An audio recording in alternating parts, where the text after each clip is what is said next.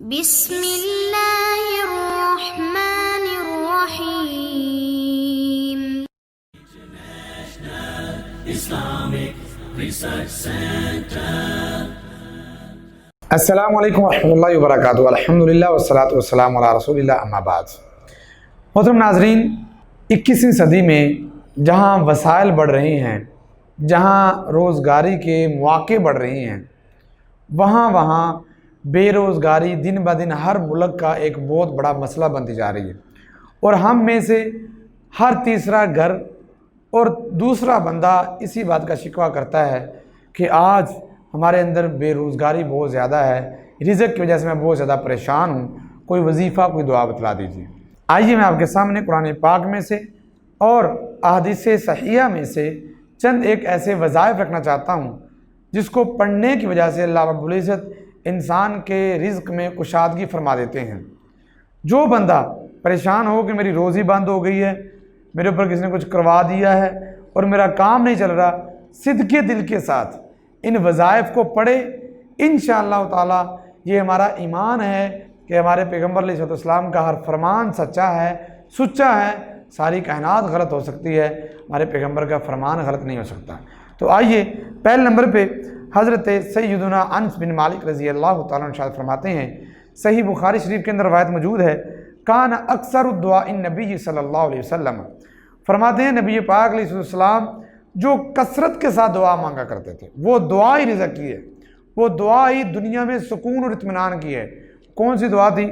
فرماتے ہیں آپ اکثر دعا یہ کیا کرتے تھے، ربنا آتنا فی الدنیا حسنۃ وفی الآخرۃ حسنہ، اے اللہ مجھے دنیا میں بہترین عطا فرما اور اللہ مجھے آخرت میں بہترین عطا فرما.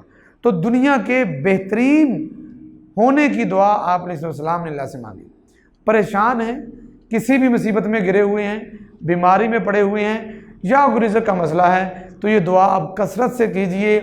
یہ خادم رسول صلی اللہ علیہ وسلم حضرت انس بن مالک رضی اللہ تعالیٰ عنہ کی بیان کردہ روایت سے ثابت ہے.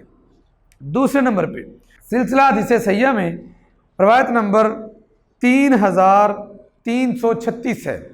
آپ علیہ السلام کے پیارے صحابی کہتے ہیں کہ جب کوئی بندہ اللہ سے یہ دعا کرتا ہے، اللہم ارزقنی، اے اللہ مجھے رزق دے دے، تو ہمیں دوسرے نمبر پہ بات یاد رکھیے کہ اللہ رب العزت سے رزق کا سوال کرنا چاہیے. جو سب کا رازق ہے، ہمیں اپنی طرف سے حلال و حرام کے پہچان کو ختم کرتے ہوئے رزق روزی کے پیچھے نہیں دوڑنا چاہیے، بلکہ رازق کے پیچھے دوڑنا چاہیے، اس کو منانا چاہیے، اس سے مانگنا چاہیے. اگر کوئی بندہ یہ دعا کرتا ہے اللہم ارزقنی اللہم ارزقنی اللہم ارزقنی، آپ علیہ السلام فرماتے ہیں تو اللہ رب العزت ایسے بندے کے لیے فرماتے ہیں، قال اللہ فرماتے ہیں قد فعلت، اے میرے پیارے بندے تو نے مجھ سے رزق کا سوال کیا، جا میں نے تجھے رزق عطا فرما دیا. تو اپنے اللہ سے رزق کا سوال. تیسرے نمبر پہ آپ علیہ السلام نے یہ ارشاد فرمایا، یہ روایت بھی سلسلہ حدیث صحیحہ میں حدیث نمبر 1543 ہے. آپ تشریف فرما ہیں کہ آپ کے پاس ایک مہمان آ گیا، آپ نے اپنے گھروں کے اندر پیغام بھیجا تو کسی گھر سے بھی کھانے کی کوئی چیز نہیں آئی. اگر کسی کے گھر میں روٹی نہیں ہے تو پورے یقین سے یہ دعا پڑھے، اللہ رب العزت اسے ویسے ہی رزق دے گا جیسے اس نے اپنے پیارے پیغمبر کو رزق دیا تھا. آپ نے کہا جب سب کی طرف سے دیکھا کوئی جواب نہیں آیا تو آپ نے اللہ رب العزت سے دعا مانگی، اللہم انی اسألک من فضلک ورحمتک فإنہ لا یملکھا الا انت، اے اللہ میں تجھ سے تیرے فضل کا اور تجھ سے تیری رحمت کا سوال کرتا ہوں، تیرے علاوہ اس کا کوئی مالک نہیں ہے. اپنے اللہ سے فضل کا سوال کیجیے، یا اللہ ہمارے اوپر فضل فرما، یا اللہ ہمارے اوپر اپنا کرم فرما، یا اللہ ہمارے اوپر اپنی رحمت فرما. اس کی دعا مانگنی چاہیے. جب آپ نے یہ دعا کی تو صحابہ رسول فرماتے ہیں تھوڑی دیر گزری تھی کہ آپ کے پاس ایک بھنی ہوئی بکری کا گوشت آیا، بھنی ہوئی بکری آپ کے سامنے آئی تو آپ مسکرائے اور آپ نے فرمایا یہ جو ہمارے پاس آیا ہے یہ اللہ کا فضل ہے اور ہم اللہ کی رحمت کا انتظار کر رہے ہیں. ابھی رحمت اللہ کی آئے گی، یہ اللہ کا فضل آیا ہے. تو یہ کیسے آیا؟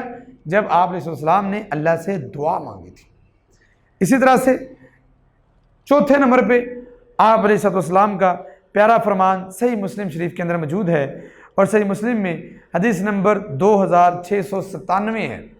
آپ علیہ السلام ارشاد فرماتے ہیں جب آپ نے ایک بندے کو دیکھا اور اس نے آگے آپ سے یہ شکوہ کیا، اے اللہ کے حبیب مجھے کوئی دعا بتلا دیجئے کہ مجھے میرا اللہ ہر طرح کی بلائی نصیب فرما دے، ہر طرح کی بلائی مجھے عطا فرما دے۔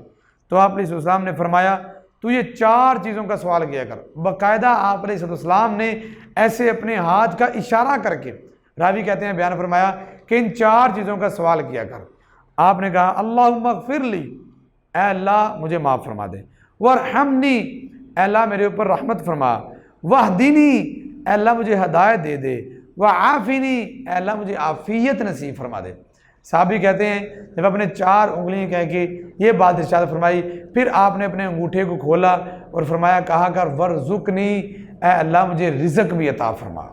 اور آپ علیہ السلام نے فرمایا جو بندہ یہ 4 چیزوں کے بعد رزق کا اللہ سے سوال کرتا ہے، ایسے بندے کو اللہ رب العزت دنیا و ما فیہا کی ہر چیز عطا فرما دیتے ہیں۔ ایسے بندے نے یقیناً دنیا اور آخرت کی ہر خیر کو اپنے لیے سمیٹ لیا ہے، اپنے لیے جمع کر لیا ہے۔ آخری وظیفہ، آئیے پریشانی، تکلیف، دکھ اللہ کی طرف سے آتے ہیں، ہمیں اللہ کے حکموں اور فیصلوں پر راضی رہتے ہوئے اسی کے سامنے گڑ گڑا کے، اسی کے سامنے جھک کر یہ دعائیں، یہ وظیفے کرنے چاہیے، نہ کہ تعویذ، جادو، دم، ٹونے ان کے پیچھے بھاگنا چاہیے۔ وہ دعا کیا ہے؟ آپ علیہ السلام کے صحابی حضرت عبداللہ بن عباس رضی اللہ تعالیٰ عنہ ارشاد فرماتے ہیں آپ علیہ السلام جب بھی پریشان ہوتے، قال نبی صلی اللہ علیہ وسلم یدعو عند القرب، جب بھی آپ پریشان ہوتے، آپ کو کوئی بھی تکلیف ہوتی، یقول تو آپ فرماتے لا الہ الا اللہ العظیم الحلیم، لا الہ الا اللہ رب السماوات والارض ورب العرش العظیم۔ آپ علیہ السلام یہ 3 خوبصورت جملے کہتے۔ یہ روایت صحیح بخاری شریف میں حدیث نمبر 5985 ہے۔ آپ کہتے ہیں اے اللہ تو ہی حلیم رب ہے، تو ہی کریم رب ہے، اے اللہ تو ہی عظیم رب ہے، اور اللہ تو ہی میرے پالنے والا ہے، اور اے اللہ میں تجھ سے یہ سوال کرتا ہوں تو زمینوں و آسمانوں کا رب ہے۔ آپ علیہ السلام یہ دعا فرماتے تو اللہ رب العزت آپ کی ہر پریشانی کو دور فرما دیتے تھے۔ تو یہ روایت حضرت عبداللہ بن عباس سے صحیح بخاری کے اندر موجود ہے۔ تو احباب آئیے رزق کی تنگی کا بہترین حل، رزق کی تنگی کو دور کرنے کے لیے بہترین وظیفے قرآن اور احادیث صحیحہ سے جو ہمیں ملتے ہیں، ہمیں انہی پہ عمل کرنا چاہیے۔ اللہ مجھے اور آپ کو ہر طرح کی تنگی اور پریشانی سے محفوظ فرمائے، اور اللہ رب میرا اور آپ کا حامی و ناصر ہو، اور اللہ ہمیں ہر طرح کی خیر و بلائی نصیب فرمائے۔ آمین ثم آمین۔